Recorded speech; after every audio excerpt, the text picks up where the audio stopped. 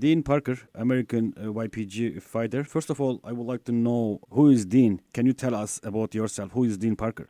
Well, I was born in West Palm Beach, Florida, and I'm a surfer, a traveler. I've lived in Hawaii, several years in Central America, California, and past a couple decades, off and on, a lot in the mountains of Colorado. So I call Colorado my home now. What made you to leave Colorado to go Syrian Kurdistan, Rojava? Well, I've known about, the civil war here in Syria, but, really wasn't keeping that much attention up on it until ISIS, or we call them Daesh here, so I'll be referring to them as Daesh because there's nothing Islamic about them, and, they're not a state, so we don't call them ISIS here. We call them Daesh. So when Daesh invaded into Iraq, it was mainly when they were, the Yazidis were running up, to the mountain. I guess the mountain, Shingal, is their sacred mountain. And I was watching, I think it was a BBC news crew when that was happening, and some Iraqi helicopter pilots, I guess, just grabbed a helicopter just out of a whim, loaded it with a bunch of water, and a news crew jumped on board just, with no orders, I guess, just to go to do whatever they could. And they were filming as they came in. They dropped off the water, and then the women and children started getting up onto the helicopter, and they were just getting as many people as they could.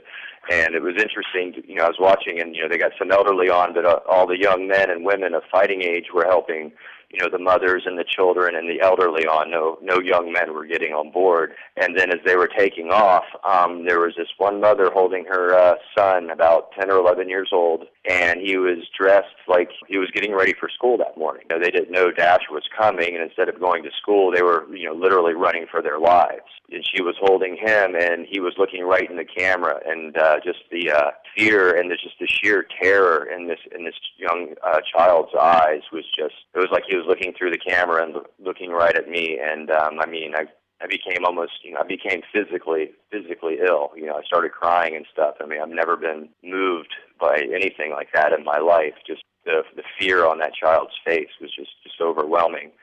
So right then and there, I decided I was going to come. I had like a knee-jerk reaction, and I went and I bought a plane ticket right then. And then I'm like, well, wait, I really need to think about what I'm doing. So I pushed my plane ticket back for 30 days while I would have time to take care of my personal things at home and to really think about what I was doing. And I really, during that whole time before I came, I really had no second thoughts. That was my decision to come. That's what happened. How did you meet with YPG? As of now, how do you feel? Do you have any regret? How do you feel about your being there? Oh, no regret at all. This is the best thing that's ever happened to me in my life.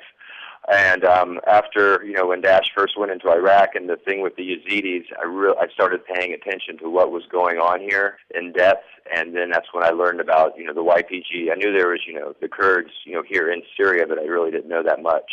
So that's when I started doing all of my research for that month and learning about, what was going on, and how should I approach, coming here. So that gave me the time, to find YPG and find out who they were and their ideology and things like that. So that's how it came to pass that I came to YPG. What do you think about YPG before reading, and right now, how do you see your fellow fighters? Sure. Well, I've been in country 38 days now. They knew that I didn't have any military experience. I have lots of martial arts experience, and I'm a traveler, and I'm 49 years old. I know the world. I feel, with my martial arts training, I've got, some of the mental toughness.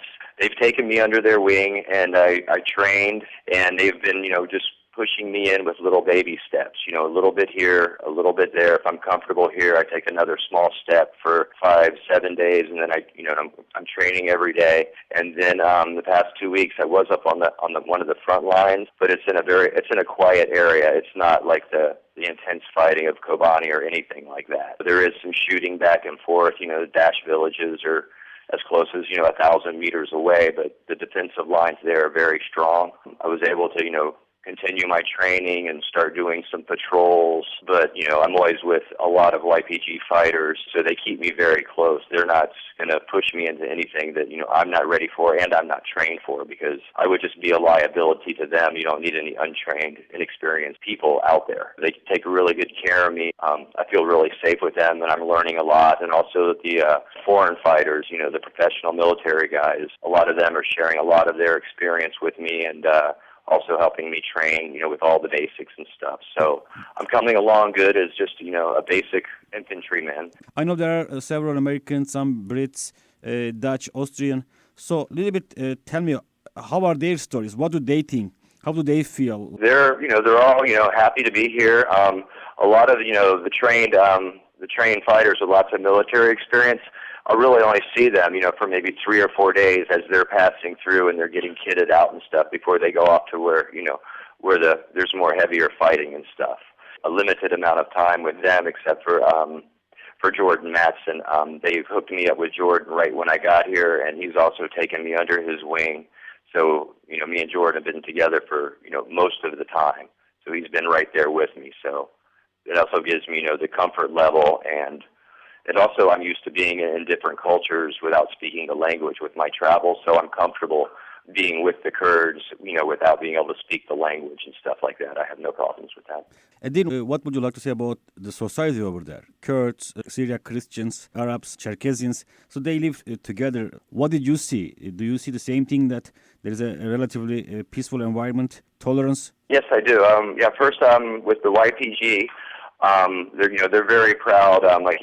Forward operating bases. The last one I was at, we had no electricity, so in the evenings, the people that are out on patrol or up on guard duty, will sit around the fire. They help me work on my Kurdish. I'm starting my Kurdish dictionary, and they're really proud. They'll come out and say, look at us sitting around. We've got 15, 20 people, and we have Sunni Muslims, we have Turks, we've got Christians, we have foreign fighters, we have all these different religious, different ethnic groups all coming together, as one group, to fight ISIS, and that's really amazing. And with the limited contact I've had with some of the civilians, it's also the same way.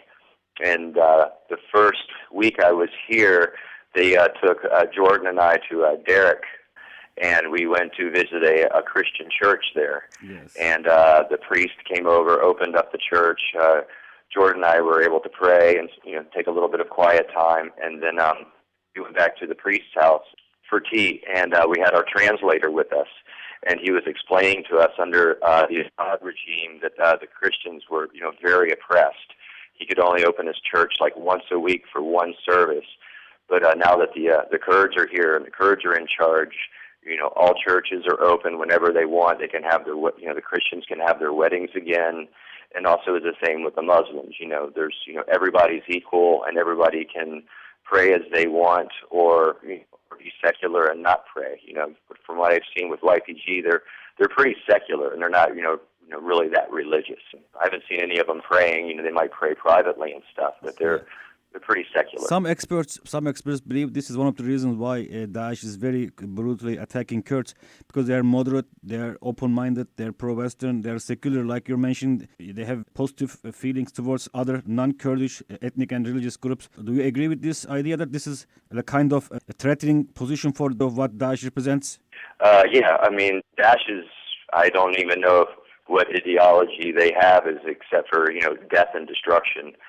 They want to kill everything. The Kurds, we talk about this, and we're not just, the Kurds in YPG, they're not just fighting to defend Kurdish lands. They say over and over, we're fighting for all of humanity here.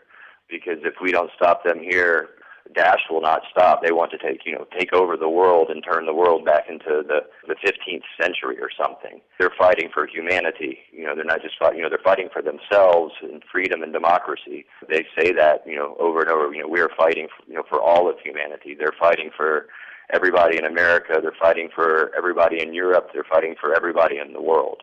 So the people need to get behind YPG. They're good people, and these are the allies that the West needs. They're good people. Okay, but do you think West is really supporting enough the YPG? YPG has been fighting very fiercely against ISIS, and in Kobani, everybody is watching. So do you think U.S. Mainly and the West generally supporting YPG enough? Not right now, but after what's happened in Kobani, Kobani has changed everything and has put the Kurdish people and YPG in the spotlight now. And everybody was watching and saw, Turkey has taken sides with Daesh. Everybody saw Turkey just sits there and watches. And we get the videos here from Kurdish news. I don't know if it's making it out to the West, but there's free trade between Turkey and Daesh. Daesh sells Turkey cars and sells them all these artifacts and stuff. That's how they're smuggling all these artifacts out of the country. So Turkey has made its decision. It's an ally with Daesh, and why they're still in NATO, is beyond me. But now that, before it was just a civil war with lots of different factions and nobody really cared, but now that they've invaded into Iraq and with, what has happened with Kobani, now things are different. Hillary Clinton was talking about that we need to start supporting YPG. So, this is just the beginning, but everybody, politicians in the West, everybody's really, is starting to figure out that, these are our allies. And I guess there was a German and a Dutch delegation in Rojava last week doing some preliminary, fact-finding missions and stuff like that. So people are starting to learn that, yes, the Kurds are the allies that the West has been looking for in Syria. So yes, we need to start getting weapons and definitely non-military help also. We could use boots and flashlights and lots of different things for the fighters. These fighters are tough. They have what they need to fight with, but you can never have enough equipment. Then finally, you being American over there, you and Jason, Jeremy, Brian, you folks are like kind of bridge between YPG and US. I don't know if you follow that, but there is also some kind of efforts here too. A lady from Florida also, she launched a campaign, Show Your V for YPG campaign. So there is this kind of efforts as well. So what do you want to say to people of America in regards to the overall situation in Rojava and YPG and YPJ especially? For people to, find a book, get on the internet, start reading about, the Kurdish people.